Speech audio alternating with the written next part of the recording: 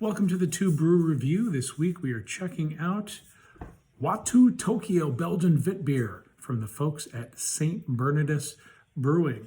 So when I saw this can, and I saw that it came from St. Bernadus, I had to pick it up because, first of all, St. Bernadus is a Trappist-style brewery. Trappist is beer that's brewed by monks in a monastery. However, these folks didn't renew their license, I guess, with whatever monastic brewers they were working with, like back in the 90s. So technically, they're not a Trappist brewery, but they make world-class Trappist-style beers. I've never had one of their Belgian Witbiers. The beers that I usually get or I see here in the States are their strong ales, their Belgian doubles and triples and quadruples. So when I stumbled across this one, I was really intrigued by it. First of all, the can itself is very eye-catching. I'll get into that in a second.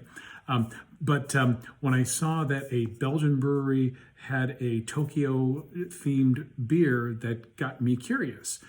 So it turns out that about 12 years ago, St. Bernadus opened a cafe in Tokyo. To celebrate that, they made a special Witbier for that release. Now, most folks here in the United States equate Witbiers with Blue Moon, very popular version of a Witbier here in the United States.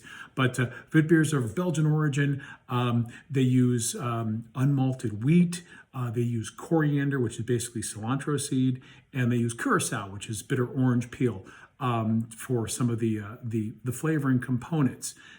So let's go ahead and check this guy out. I'm really excited to get into this. Again, the can itself, getting back to that, it looks like Tokyo nightlife happening on the can here. And then I love this silhouette. That is actually the silhouette of the St. Bernadus monk. So you may have seen that in your local liquor stores.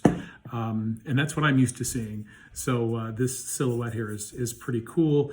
This is, though, produced in Belgium at their Trappist brewery, even though technically they can't call it a Trappist beer. It is Trappist style. 6% ABV and 11.2 fluid ounces, which is pretty standard European measure for beer.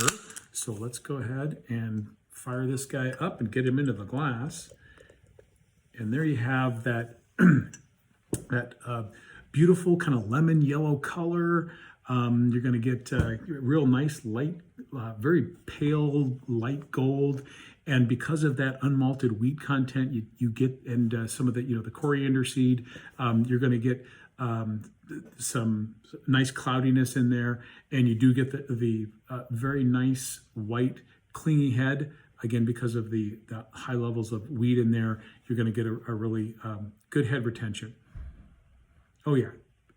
Great aromas, the wheat bread, getting the kind of a citrusy, almost lemon-like zest going on. And also, I'm picking up some of that peppery, might be the coriander, but I think it's more the Belgian yeast coming through in the nose. Cheers.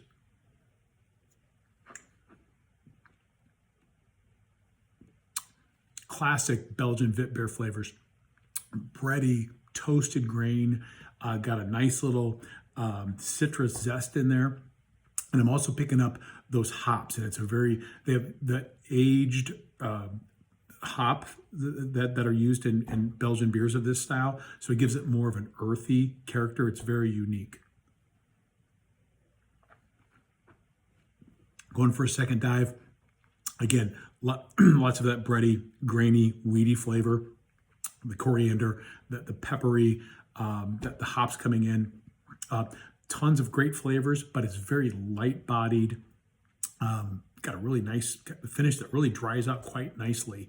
So yeah, just tons of flavor, but just light, refreshing, beautifully made beer. This is actually, as I get kind of the aftertaste of the spice, it's actually got a little more spice and zest to it than most Belgian beers that I've had. It's certainly not sweet. It's more dry and spicy than some of the sweeter Americanized versions of Belgian Witbiers.